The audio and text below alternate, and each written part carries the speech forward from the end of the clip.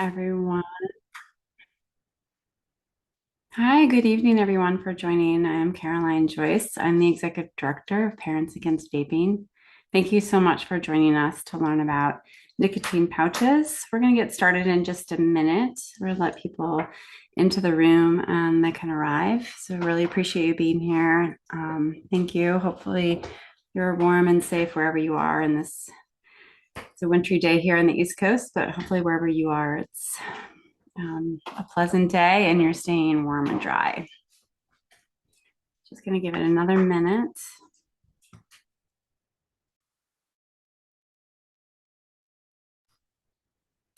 Just to let everybody know too, this will be a recorded session. So this recording will be available to all registrants. So if you're not able to stay for the full hour, we're happy to provide this afterwards, or for those of you that weren't able to attend, we're glad to provide that. So happy to also provide any sort of future recordings for anybody that needs anything. And but that's often a question that comes up, and we understand. We always like the recorded webinars ourselves. So just know this will be recorded, and you will get a copy of that. Okay, I'm just going to look at our participants to see where we are. They're still rolling in. We had a particularly high number of registrants for this, given that this is such an important topic, one that there's many questions about. So I just want to give people just another moment to roll in.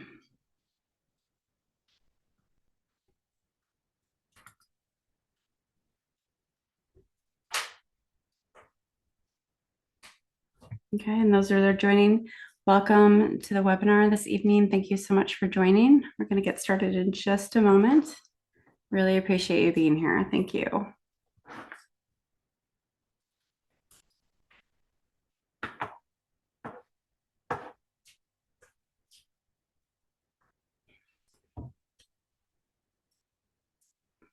Okay, I think we're going to get started. So good evening again. My name is Caroline Joyce. I'm the Executive Director for Parents Against Vaping. It's really just a privilege and honor to have so many people with us tonight, and of course to have our incredible panelists tonight. So I'm so excited to have them join us. We were just talking about how this is just a topic that comes up so regularly. There's so many questions, there's so many unknowns. So we're really just honored to have them both here, as we can hopefully bring some more enlightenment, some more information, some more resources to many of you that are seeking this out. We're really looking forward to a lively discussion. We also would, of course, love your questions. Thank you so much to those of you that have submitted them in advance. We have those. And any questions that come up during the webinar, feel free to put them in the Q&A, and we'll be answering the questions and addressing them at the end on that. So without further ado, I'm going to introduce our panelists. First, we have Dr. Shivani Gaiha. She's an assistant professor in the Department of Pediatrics at the Harvard Medical School. And Shivani is also a research scientist in the Adolescent Young Adult Division at Boston Children's Hospital. Her work examines the drivers of adolescent tobacco and nicotine use with a focus on marketing influences. Her current studies focus on how youth are drawn to new oral nicotine products like nicotine pouches, and how public health programs and policies can counter their appeal.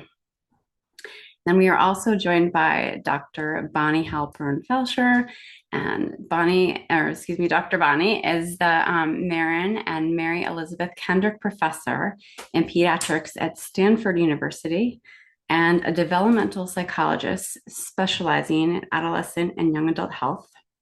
She leads the Stanford Reach Lab, which develops nationally adopted evidence-based prevention programs. Her NIH-funded research examines the factors driving youth use of tobacco, marijuana, and other substances, and informs policies designed to reduce their appeal and harm. And I also will share that we're so thrilled and honored that Dr. Halpern-Felsher is also on our board of directors. So thank you so much for all your support for us. So again, we'll take questions at the end of the program, and I'm going to now turn it over to our presenters.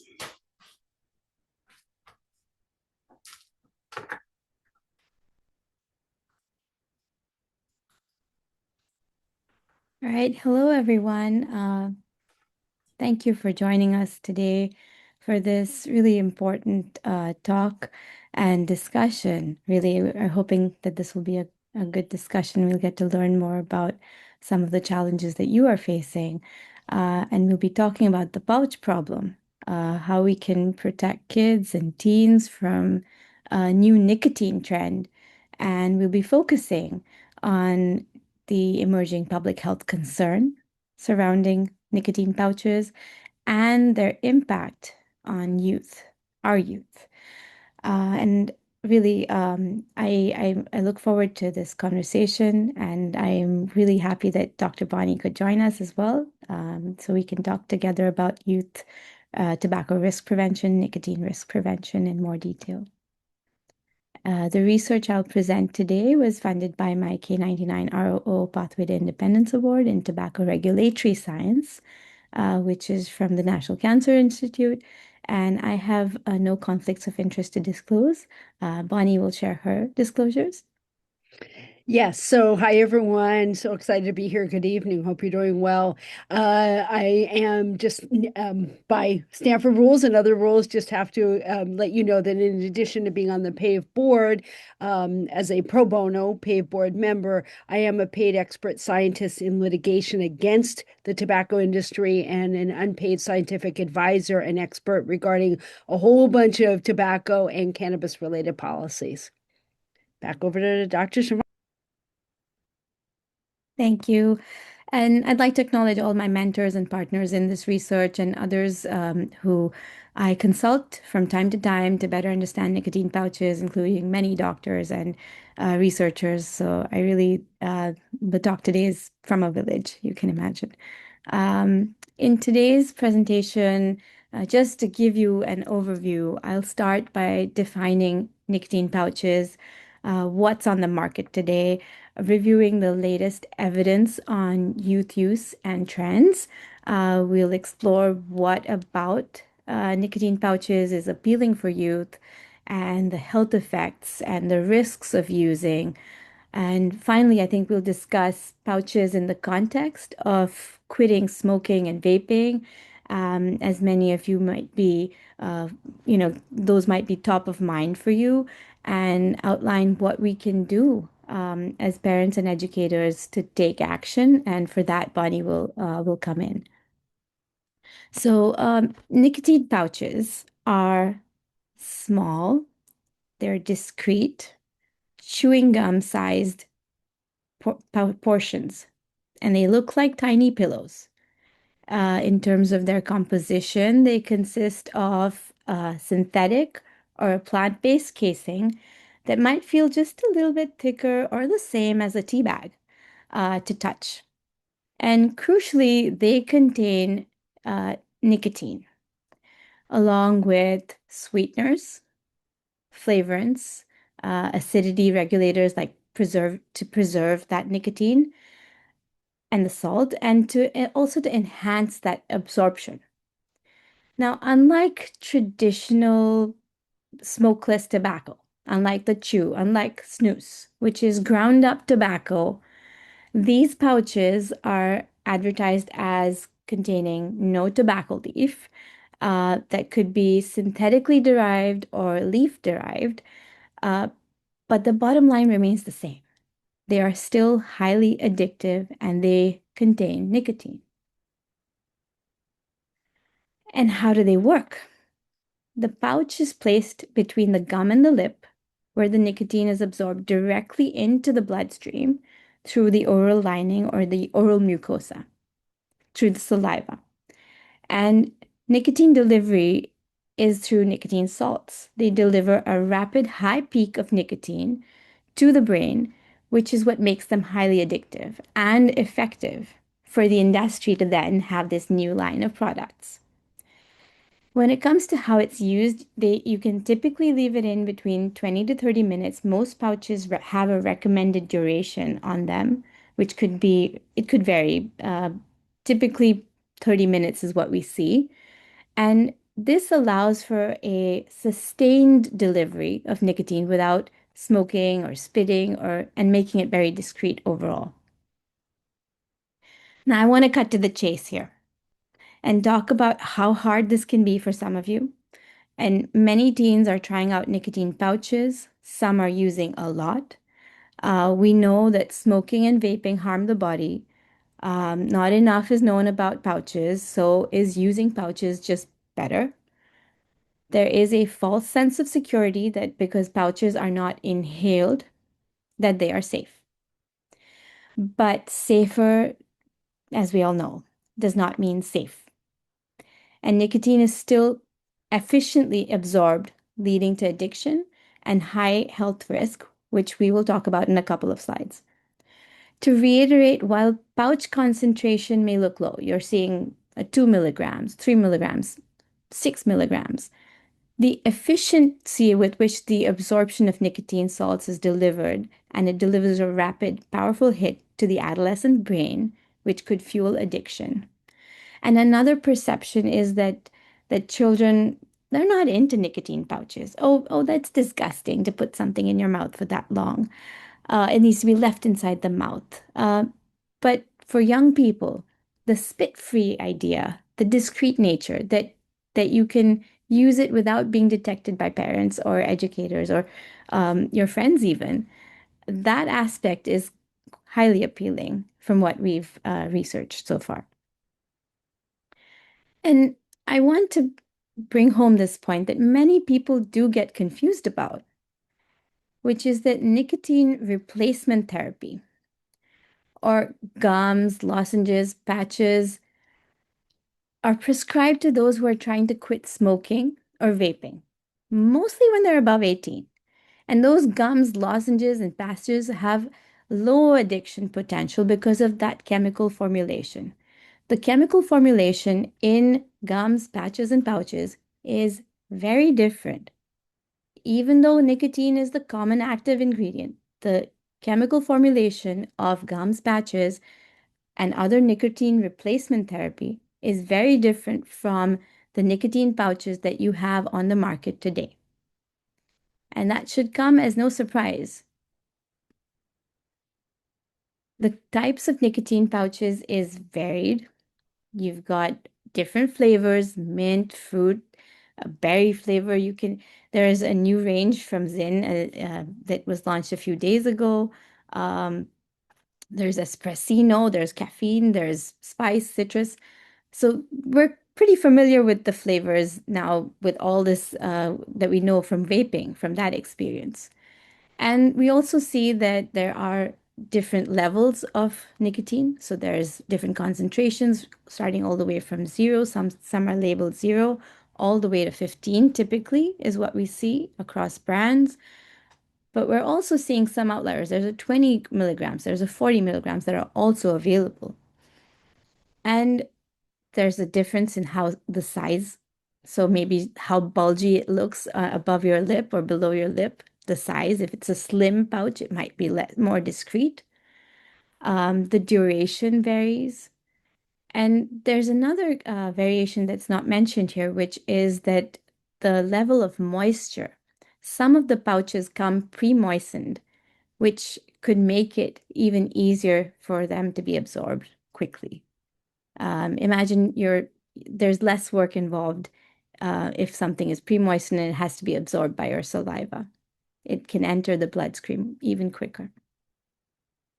Now, the top nicotine pouch brands are actually manufactured and marketed by big tobacco. No surprise?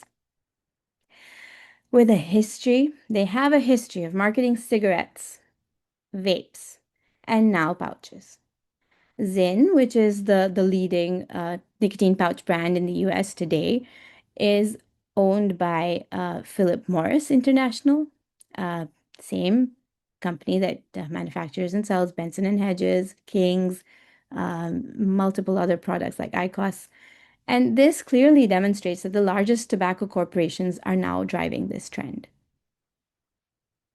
Zyn has evolved from a product into a viral internet subculture almost. It's driven by TikTok, memes, Zinfluencers, slang that is like zinning. That's the new word for replacement word for juuling. It has successfully almost gamified nicotine consumption with challenges. There's a Zintown challenge, which is to try it for 10 days um, instead of vaping or any other product. And they have merch, they have animals being fed Zins online, and they've got videos on I tried it and this is how I felt. So it's really taken over social media, which is a lot of the headspace of a young person nowadays. And I want to highlight that pouch use, it's not a surprise again that pouch use has then doubled amongst teens from 2023 to 2024. So even if it is much lower than vapes, its use has doubled, and we are seeing the rise of nicotine pouches. And this data shows that there's also explosive growth in the nicotine pouch market when we look at just sales, unit sales for most concentrations rising rapidly. And this graph shows that it's grown from 2019 to 2022. And specifically, there is a concern that the 6 milligram concentration is the one that we're seeing a large spike in. So it's not the lower concentration, not twos, threes that we're seeing, but 6 milligrams that we are seeing a rise. And similarly, the total dollar sales for nicotine pouches has actually surged by over 250% and increasing all the way up to almost $500 million, which is very large. So the market for this is growing, and this rapid market growth is overwhelmingly, as this slide shows, driven by mint, other cooling flavors, and it highlights the industry's reliance on flavors that are known to appeal to youth. Now, youth use is different and could be considered intense. In a paper published by Bonnie and I, with other co-authors, we found that most are using more than one pouch at a time, multiple pouches a day, often with other substances, so with other tobacco products, other nicotine products, vapes, alcohol. And then some have anecdotally reported going to bed with a pouch, using it while going to sleep. And teens are using concentrations as high as 10, with the peak around 4 or 5. From the limited data that we have right now, we know that mint, fruit, and sweet flavors are overwhelmingly dominating preferences over traditional tobacco options. So, what about pouches appeal to youth? I think many of us have the answer, but I'm just going to reiterate that they offer diverse flavors. They might work faster than a nicotine gum in some cases because it's already pre-moistened in some cases. It doesn't require chewing to really, release uh, nicotine as opposed to steady absorption when it's just placed and it's in direct contact, continuous contact with saliva. So it could work faster than a nicotine gum. That there is discrete use. There's no spitting, no cloud, no smell, no mess. The convenience of it, as well as that coupled with the marketing around Zyn that we just saw, and just thinking about not being able to draw attention. Campaigns highlight flavors, relaxation, that they improve your focus, productivity. They could even promote the product as a trendy or tobacco-free alternative. Um, and adolescents are, of course, increasingly buying them directly from retail stores and online. So, coming to some of the adverse health effects, nicotine addiction does alter the neurocircuitry, We know that from other products, and it's no different for nicotine pouches. It disrupts the dopamine receptors and creates a pathway to dependence, which could also involve using other nicotine and tobacco products like vapes or um, even even combustible smokings.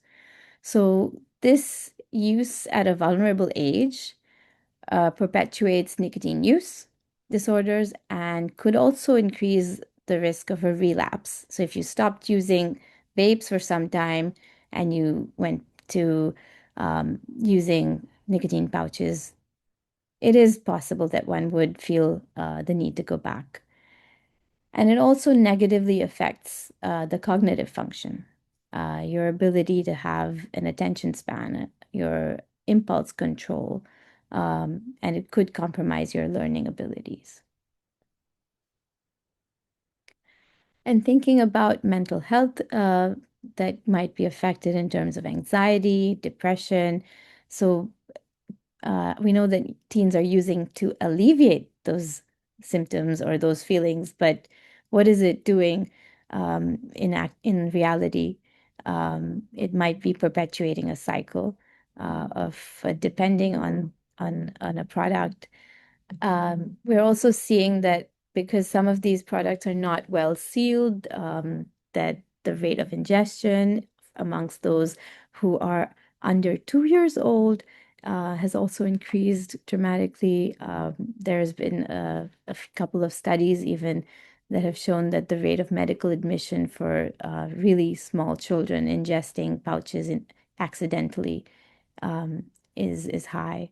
And some manufacturers have responded to this by childproof and tamper-proof packaging. So there are other concerns as well. But coming back to the teens, there have been multiple studies showing oral health effects, lesions, sore throat, gum recession, which would probably require gum recession typically requires a it to be regrafted from another part of the gums, and not everyone has the best dental insurance. There are many issues that are connected to oral health for young people that need much more attention. Apart from that, there's also nausea, dizziness, increased heart rate, and blood pressure that could have not just immediate short-term effects, but increasing the heart rate over time could have long-term cardiovascular implications that we just don't know enough about as of now. And some teams are different. As parents, educators, and those who care about teens, we want to be able to help. And not all teens will tell us that they have tried or are interested to try nicotine pouches. So, how can we recognize signs of use so that we can have those conversations? Typically, you'd look for the bulge in the mouth if they're using it actively while you're with them, but you would look for cans, perhaps in pockets, backpacks, or trash. You'd also perhaps think of, someone who's using might exhibit some irritability. They might be more secretive around their use. They might have trouble sleeping. There may even be a drop in school performance. Uh, Several different signs are there. And when we want to think about whether youth are using nicotine pouches to quit vaping and smoking, we know that the data so far are showing that very few young people are actually only using nicotine pouches. They're using another product with it, or they're using vapes, or they're using another kind of nicotine or a gum. And it's important to know that the FDA has not approved nicotine pouches as safe and effective for quitting smoking for teens. And it's for teens there has been no approval. It is the approval for the product is only 20 ZINs have been approved, and those are for the pre-market tobacco authorizations that have been issued, but those are not intended for teen consumption. And if you actually look at the order, which I did, um, the order talks a lot about um, the use of nicotine pouches by adults and only for typically for replacing cigarette smoking or for replacing smokeless tobacco or chew or snus. So it's not in light of vaping for sure. So if your child is vaping or if your teen is vaping, then it might be important for us to look into this a little bit more. And what helps to quit vaping? We know that for varenicline, Chantix, um, there are specific products out there that can help, that are typically best used with your pediatrician and with advice and recommendations from them. And to help quit smoking, we know nicotine replacement therapy as typically as someone approaches 18 years of age, that can be pretty helpful, and then behavioral counseling as well. So we'll talk about what conversations and strategies could resonate with a young brain with Dr. Halpern-Felsher, who has years of experience doing just that. So over to Bonnie. And Thanks so I'll much, change the Shivani. slides. Thank you. All right, so let's talk about what parents can do and what you can do as part of the community, whether you're a parent, an educator, a counselor, a healthcare provider, and so on. So let's run through these, please, Shivani, and if you great. So one of the things is staying up to date, which you're doing here. You're coming to this talk, you're listening to what we're saying, you can talk to your own physicians, pediatricians, read the literature, read the NIH websites, the CDC websites, and so on. And I'm going to also argue that you look at PAVE, of course, and then our Reach Lab website, because we always have updated information. So very important to stay up to date. So it's great that you're coming to this talk. And by the way, I know for me, and I'm sure Shivani, if you email us for any of the papers that we've published, in my lab, in the Reach Lab with Shivani, we've published two papers on Zyn, and we're about to publish a couple more. So we're always happy to share those with you to stay up to date. Talk. Most important is talk to your kids.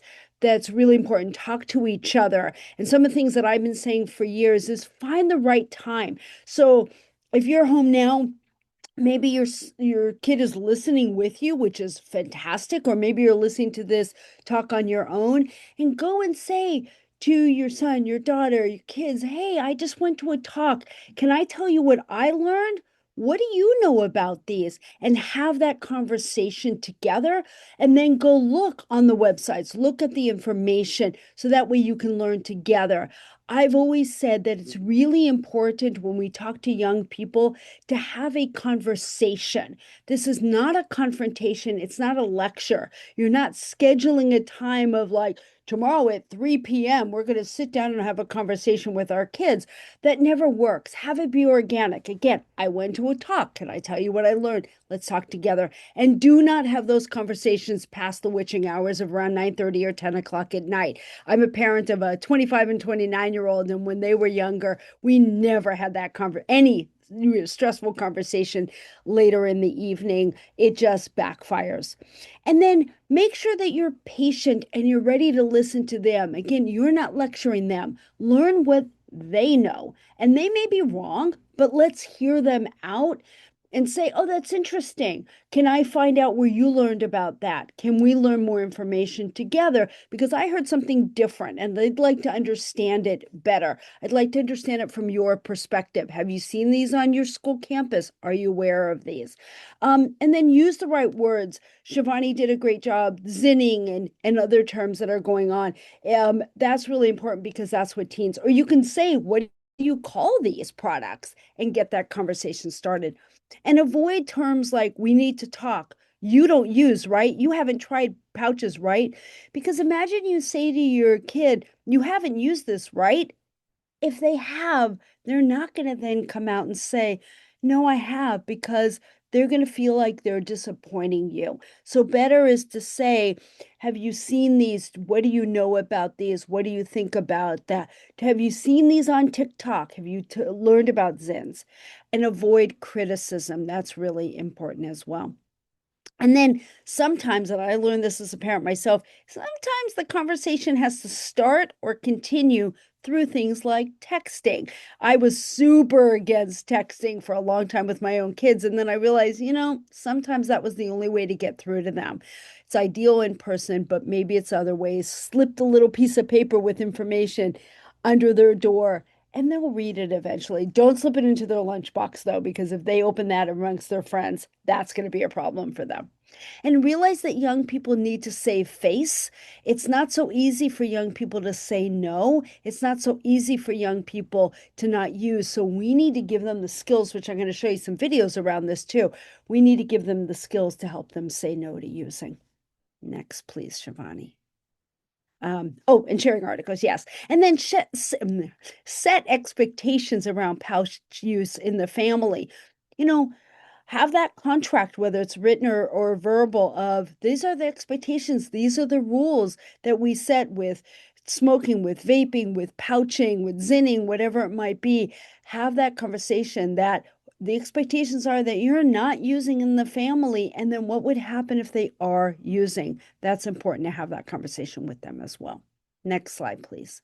All right, so what are some things that you could do? I'm going to talk about, and granted, these are being a little bit self-serving, but these are all free. I'm never selling anything. And as Caroline said, and actually we're now used internationally. We're used in our curriculums in all 50 states in the US and in at least 12 countries, and they're all evidence-based resources. So I'm selling you something free that's really helpful, but I want you to know about what we offer in the REACH Lab, and then I'm going to talk to you about some other resources as well.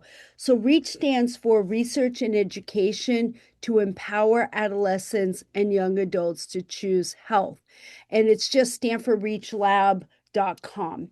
So what do we offer for you that you can use to help talk about all tobacco? And then I'll tell you about Zyn and pouches in particular. So next slide, please. This is what our website looks like. There's a QR code there, and it's just stanfordreachlab.com. We've got all kinds of information and resources for you. Let me go through briefly in just a few minutes what we have. Next slide, please, Shivani.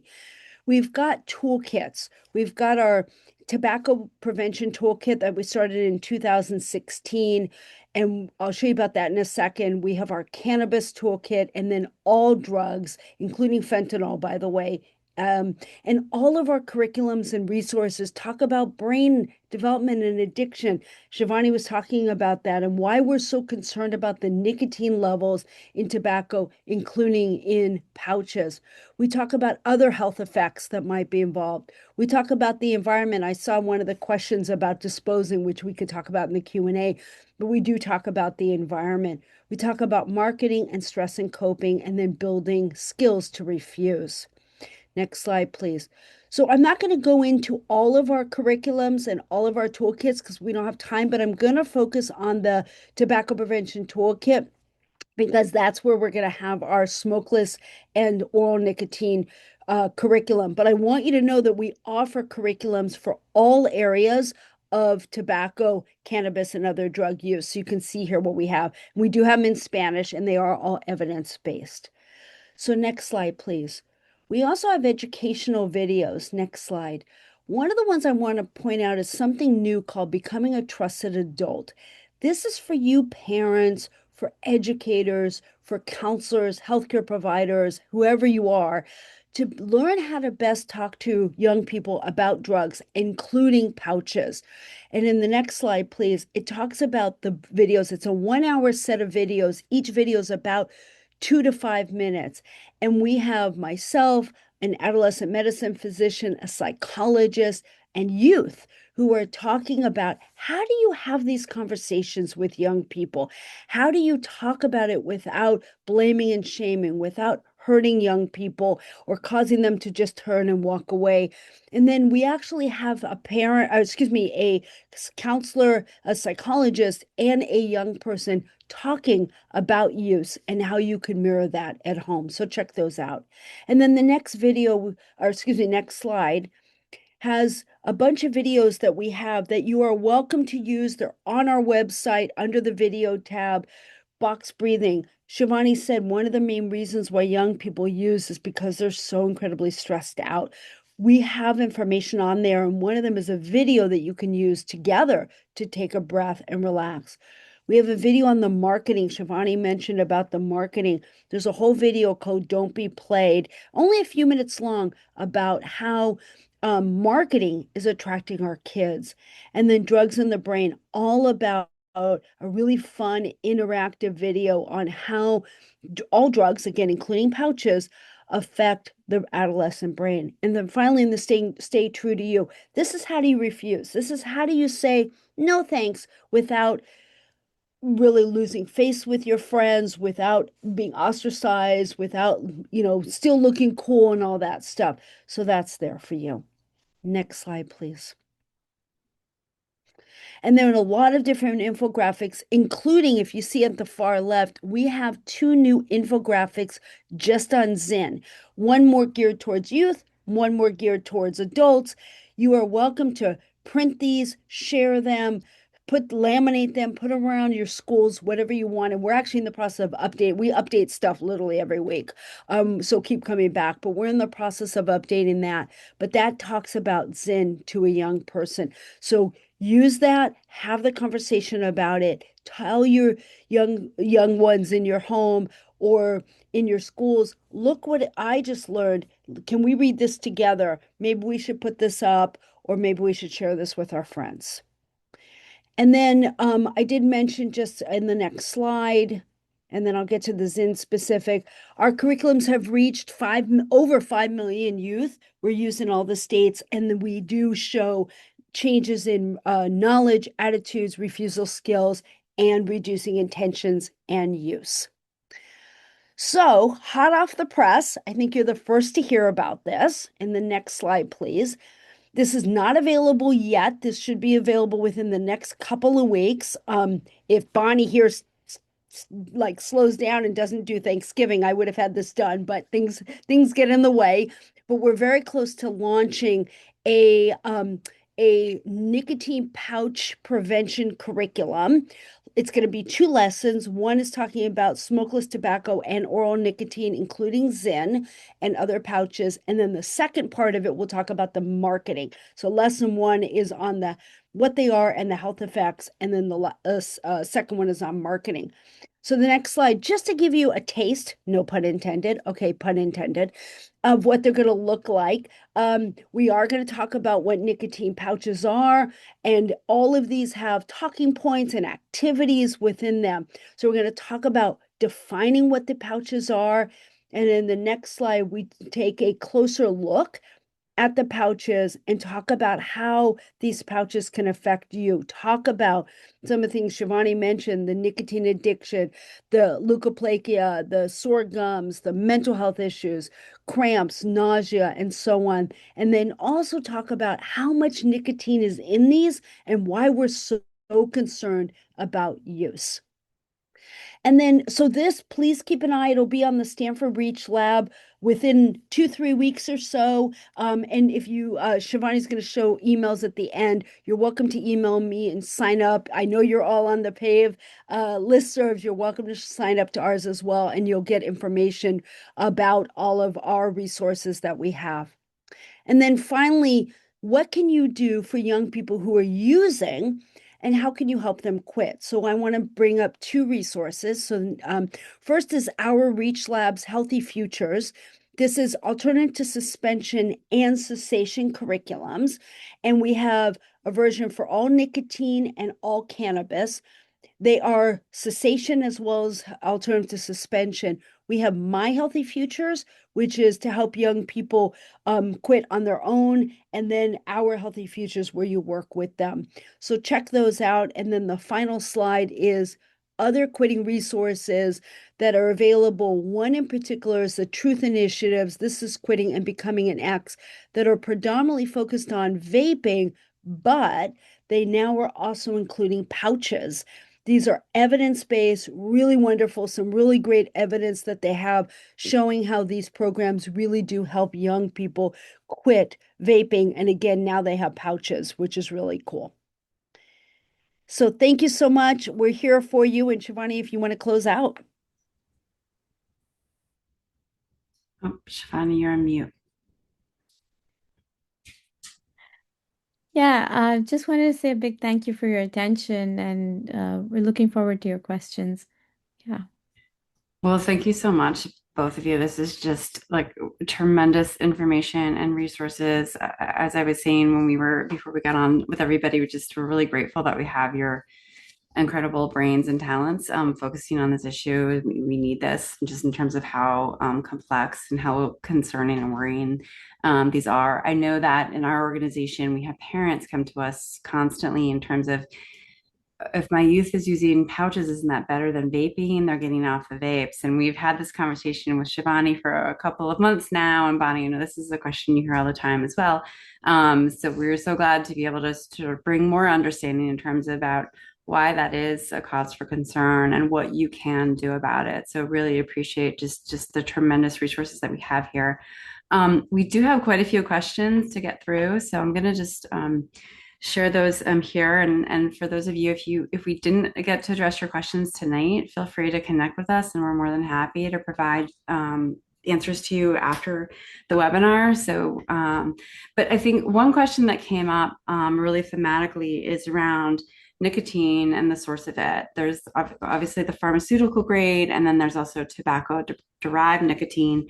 So there's questions around that, but then also how the nicotine shows up in these devices in terms of the pouches and the vapes. We have different content levels, we have different usage, different ways that it's brought into the body. Could you both, talk a little bit about the nicotine and the role that it plays in these devices, and then also a little bit about the sources of the nicotine and the differences between like NRT nicotine and then in these tobacco products. Sure. I can go first. Yeah, so tobacco-derived nicotine it's different from the synthetically lab grown or lab created nicotine. And the composition, while the molecular composition remains the same in these cases, there is still some research that is being done to really tease apart how they are differently absorbed by the body. So that's at the outset. These are synthetic nicotine products are still very new. So I think the research is still being done on those products and the true distinctions with what is traditional or what we've known. So there's also some additional conversations that people are having around the purity levels. One is because it's lab grown, there's less impurities, perhaps more easily absorbed by the body, more, it has less of other stuff in there. So that's another aspect to consider. So that's just speaking about the chemical composition itself. Uh, if I was to talk a little bit about whether it was, the level of potency, uh, I feel like the level, if you were to compare synthetic nicotine versus um, you know, just a tobacco leaf derived nicotine, I think the potency would be the same. But I think the level of absorption, how it's labeled, what is truly in there, I think that is a moot point. I think we would have to have research on every different kind of product to come up with a different understanding of what's in there and how that's absorbed. Thank you for that. I think, would it be fair to say though that the nicotine is not the same, right? That in terms of nicotine is not the we talk about nicotine as just this, chemical that shows up in these products and are addictive, but the nicotine that is showing up in these products is much different. That is in NRT, that's in the FDA approved nicotine that comes out in terms of the drug side of that. So just want to make that important distinction for our audience because it is a question that comes up quite a bit. Um, and then another question is in terms of besides big tobacco versus big pharmacy manufacturing, can you talk more about how nicotine pouches are different than NRT? I mean, you got into that a little bit, but is NRT medication, the person's asking, is it a free-based nicotine? So I think it's in terms of maybe understanding in terms of biologically, chemically, what's happening to the people, to the user a little bit. I believe the chemical formulation is different. So the other uh, constituents in nicotine pouch, whether it's the flavors, whether it's the sweeteners, it's the preservatives, the acidity regulators, the everything else that make it more addictive, more easily absorbed by the body. I think that that is what is the distinction. The formulation for NRT is also and also the administration, how the dosage is done for NRTs is it's in partnership with a pediatrician or with a primary care provider or with a cessation specialist. So how it's the dosage is given to or prescribed to a youth is very different. Thank you so much. There's also questions around, and Bonnie, feel free to jump in too if you feel like you want to add to any of these points Sure. that are being made. There's a question around, social norm campaigns about not doing Zyn. Bonnie, maybe that's something you could speak to a little bit because I know you're in this space very much. Yeah, absolutely. And just so the audience knows, some of the questions that are specific to my lab, I'm typing live into there for you because we're probably going to run out of time. So you can also email me, bonnieh@stanford.edu. So the social norm, we don't have enough anti-Zyn, anti-pouch social media right now. I know, Shivani, that's an area you're working on, and it's certainly something that we've been starting to think about is doing some social media. We're certainly doing it through our social media, on LinkedIn, and we have a youth specific and what's it called, Snap, and Instagram that we're doing. So yes, there's some happening, but we need a lot more, and we need you all to help us with this. We've got to change the social norms. It's a huge issue, and right now I will tell you, I've been giving some talks in. We're training the entire county of Philadelphia, as well as many other states, as I said, in the counties, to use our curriculum. And I asked them about Zyn, and Zyn is not an area that they are seeing, which was interesting, or pouches, whereas many others are. So I think it's very regional, but we really need to change the social norms on this. We need to stop the advertisements. And people were saying in the chat about flavors. You're absolutely right. So unfortunately, the FDA did authorize the marketing or the sale of Zyn, including flavors, despite I actually testified, despite some, and I think PAVE folks did too, testified and showed the data that Shivani and I have and talking about our concerns. We need to put the pressure on really, really strongly to change this. It'll happen. It'll happen. And then PAVE sent out an opportunity to write your senators. So do that as well. We need to keep the pressure, and you parents are the best ones to do this. Thanks so much, Bonnie. Yeah, actually, just today we sent out just a very urgent message for senators to join a letter in terms of to encourage FDA to be more aggressive around pouches. So if you want information about that, definitely reach out to us and be glad to let you know more about that. Thanks so much for that answer, Bonnie. There's a question around youth adulterating these products, excuse me, using them in other products, like opening up the pouches, putting the contents in like a sports drink or other things. I've heard about this as well, just from the teen in my house. Can you talk a little bit about maybe ways that you've heard that teens are using these products that might be new or surprise us, especially as parents? I haven't seen or heard about that, but it doesn't sadly doesn't surprise me. Yeah. Um, I've heard but in about it my in data, Shivani, alcohol. have you? Yeah. I've heard about it in alcohol to Yeah. mix it with alcohol. Yeah. And whether that is by having keeping it in the mouth and consuming alcohol or by physically opening the pouch and then adding that to alcohol. So yeah. Um, well, we know that the companies themselves don't recommend that, so we don't know the health effects of this combination of using. Yeah, can you talk? There's a question in terms of can you describe the process of how more nicotine receptors occur when a person uses nicotine? I think trying to understand in terms of the adolescent brain what's happening when they become addicted to nicotine, which I know is a very complex process, but is in terms of maybe you could share with our audience tonight a little bit more about that. Sorry, please state the first sentence, the first part of that question, Caroline. I have Yeah, to. it's the process of how nicotine, just basically the nicotine receptors in a youth's brain, in terms of what's happening when they are using nicotine and then become addicted to nicotine. Can you share a little bit more about what's happening there? Yeah, I can take that one.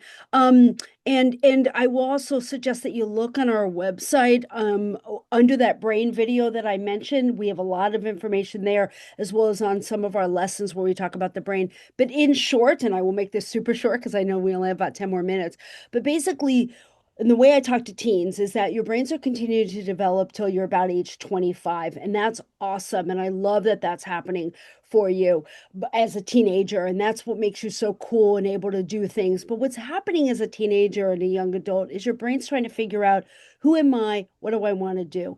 We are And then we basically prune away the parts that we don't need or want. So just like language, we're all born with the ability to roll our r's. I don't have that ability anymore because it wasn't reinforced.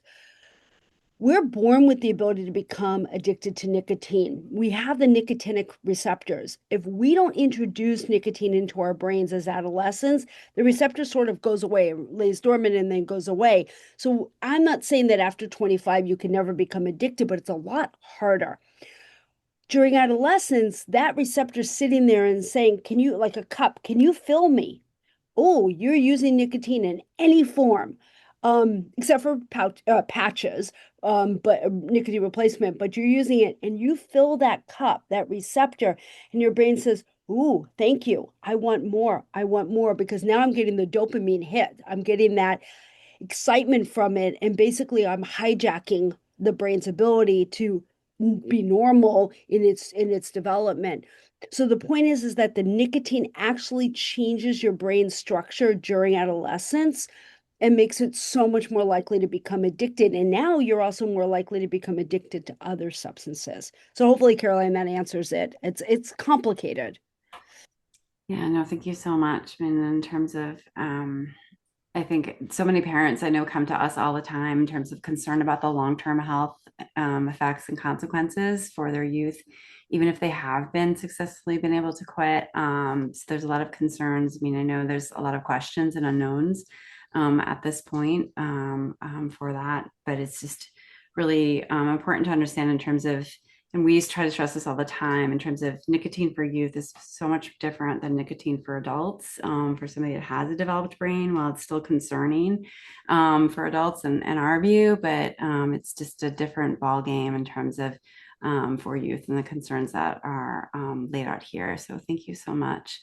Um, there's still a little bit of questions around nicotine replacement therapy, and somebody wrote said, "Can you please make sure to say nicotine replacement therapy (NRT)?" Just to, and so sorry that we are using the acronyms, and I believe people know, and if you miss it in the slides, but these are FDA approved methods and medications that are now, most of them are available over the counter, patches and gums that we all know in terms of the people use to try to quit using tobacco, and came onto the market in terms of during the combustible tobacco days, and now are something that can be used in terms of to help with getting cessation off of other products.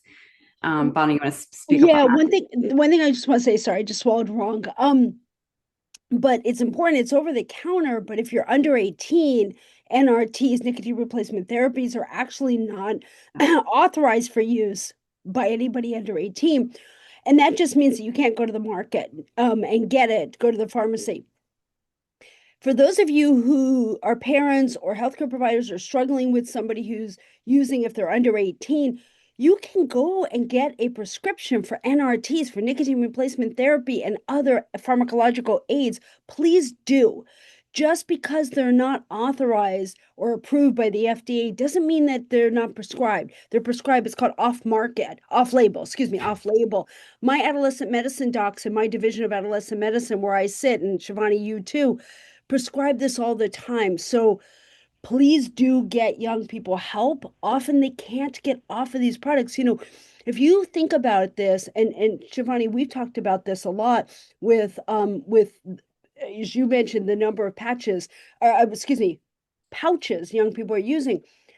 Zyn 6 milligram, the higher dose, 6 milligrams of nicotine. If you're using 3 at a time, which a lot of kids are doing, our research showed it, 6 times 3 is 18 milligrams. Now, you don't get exactly one for one, but you're looking at almost 18. It's almost 3/4 a pack of cigarettes at one time that they're using, and then they're using it multiple times a day, just like vapes. They are going to need help getting off of these products, and it's not just giving them a hug and telling them they're going to be okay.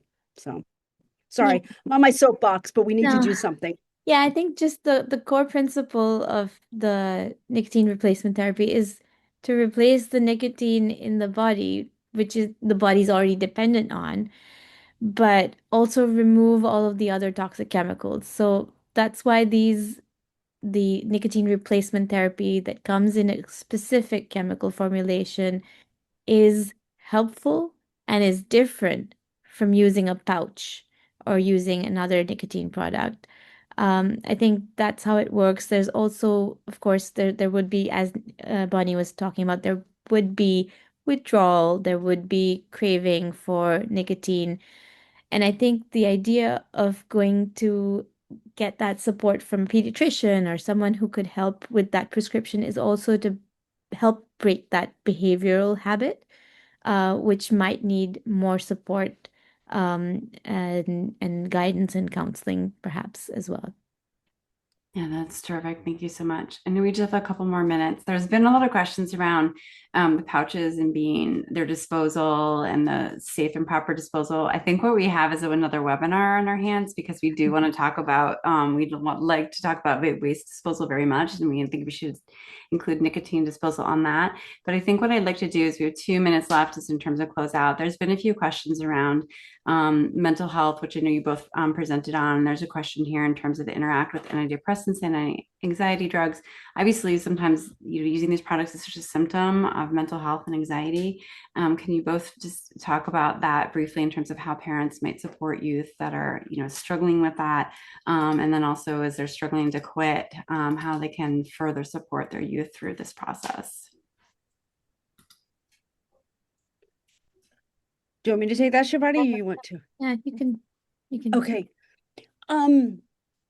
So one of the things is to realize, as I said before, a part of why young people are using is to self-medicate, and that's using any drugs right now. They're super stressed out.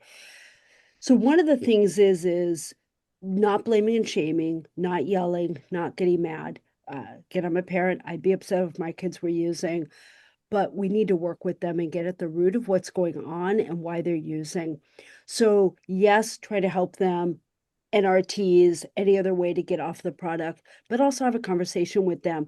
Reach out to your healthcare provider, reach out to a counselor, because your youngster might need more help beyond just stopping the substance use. They very well may need some support with their mental health issues. And that's okay. And don't feel that's a bad thing that's going on right now. I mean, it's a bad thing that our kids are suffering. Somebody put in the chat, are we doing enough for young people? We're not. You may be, we may be, but we collectively are not.